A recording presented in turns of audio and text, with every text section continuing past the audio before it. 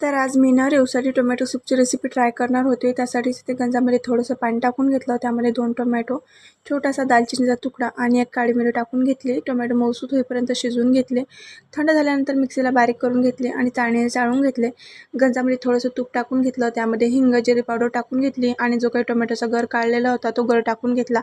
थोडंसं मीठ टाकलं. साखरही टाकतात, पण मी इथे काही साखर टाकली नाही कारण मी रेवला अजून साखर देत नाही. त्यामुळे मस्त अशी उकळ आली की टोमॅटो सूप रेडी झाला. आणि इथे ना पहिल्यांदाच मी टोमॅटो सूप बनवला होता, त्यामुळे रेवलाही खूप जास्त आवडला. तिने खूप जास्त आवडीने खाल्ला. दुपारच्या टायमिंगला आमच्याकडे पाहुणे आले होते, त्यांच्यासाठी मी मस्त अशी पोहे बनवले होते.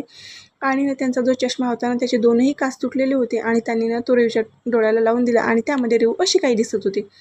तरी तिने संध्याकाळच्या टायमिंगला मला चाकोल्या वाळल्या होत्या. 8 एक दिवस झाले होते घालून वाळल्या होत्या, त्यामुळे मला त्या चाकोल्या काढायच्या होत्या आणि त्याच्या जागी ना गवऱ्या थापायच्या होत्या.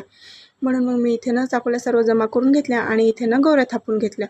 तर तुमची होळीची तयारी झाली का हे मला कमेंट करून नक्की सांगा. आणि आमची ना अशा पद्धतीने होळीची तयारी चालू आहे. इथे मी माझा ब्लॉग संपवते. चला मग भेटू पुढच्या ब्लॉगमध्ये. तोपर्यंत बाय.